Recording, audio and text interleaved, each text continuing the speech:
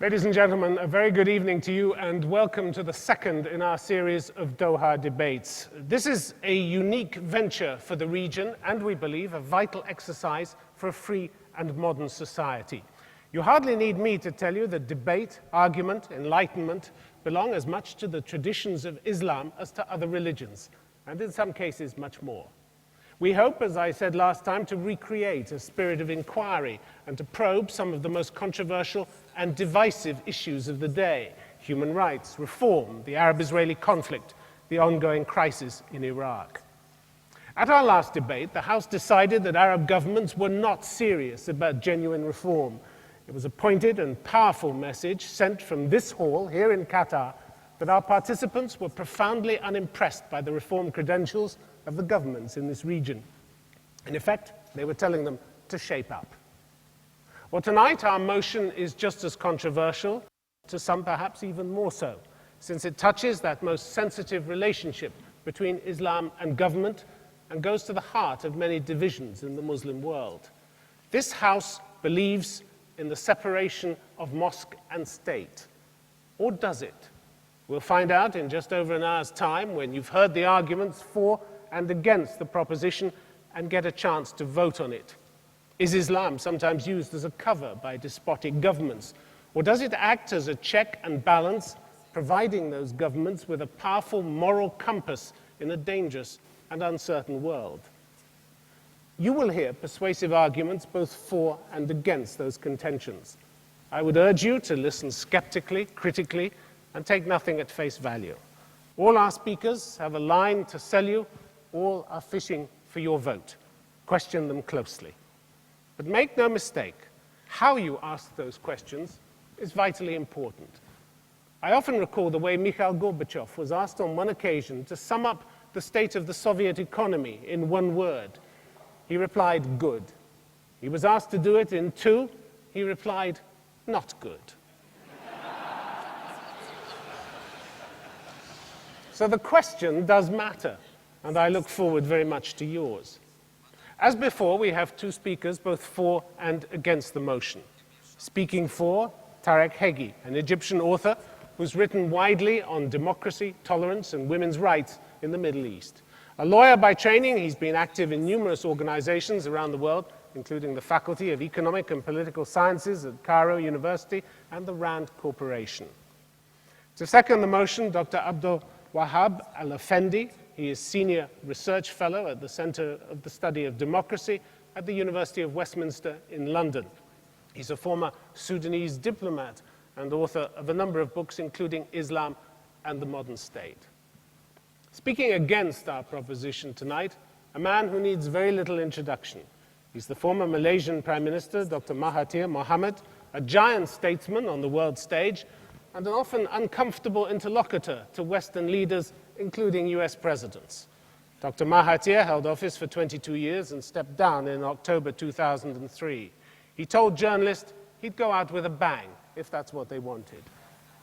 Also opposing the motion, Laith Shubeilat, former Islamist member of the Jordanian parliament, where he ran a judicial committee investigating ministers and even prime ministers. He was himself arrested on charges of involvement in a coup d'etat. He received a death sentence, then a term of 20 years hard labor, followed 2 days later by a general amnesty. So you could say that fortune has smiled on him, at least until tonight. He left politics behind in 1993, but thankfully not his opinions. Ladies and gentlemen, these are our panelists tonight.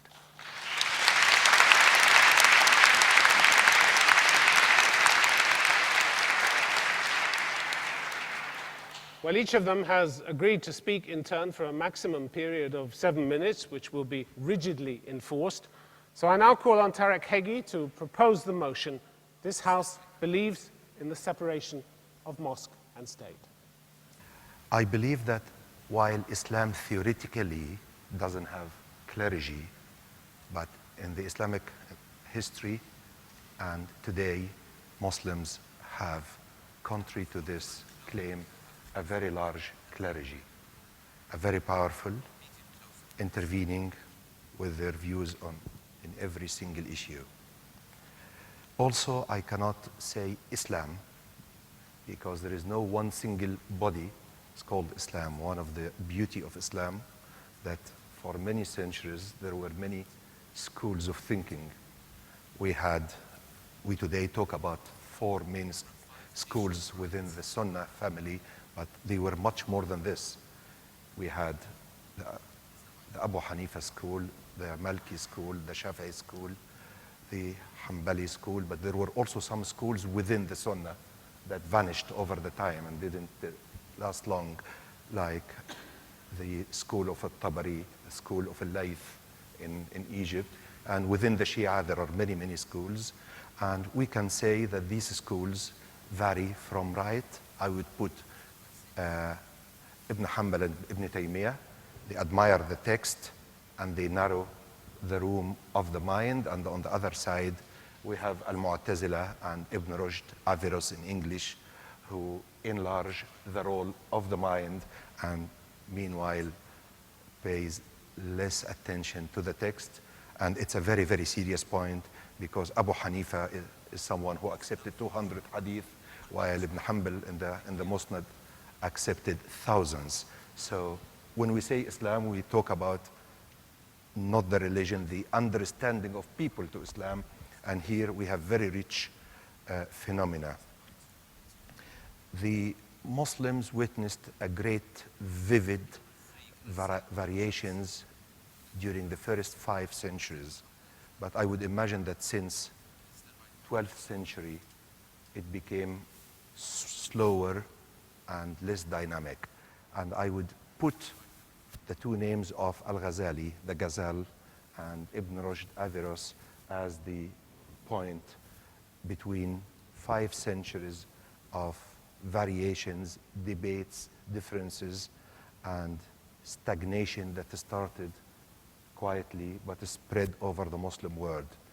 And these two names represent the whole issue that we are talking about, and many, many other issues.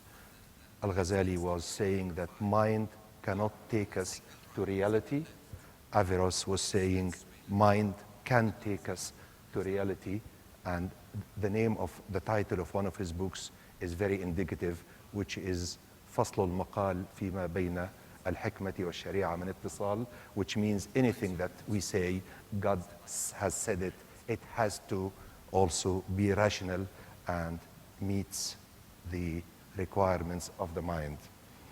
The Quran, in my views, is a great source of macro values, but it is not a code for detailed systems, and this is a strength and not a weakness, because the idea is not to be for a century or a couple of centuries, but to be for a much wider span of time. And that's why I believe that if the Quran doesn't tell us how many times a day we pray in the Quran, we should not expect the Quran to give us a legal system, a complete detailed legal system, fiscal system, constitutional system, criminal system, but the Quran would give us a set of values, macro values, based on which we can work out some systems. But if the Quran doesn't tell us that Muslims pray 5 times a day, and this is based on the hadith, we should not expect the Quran to tell us everything about political, economical, and other spheres of our life.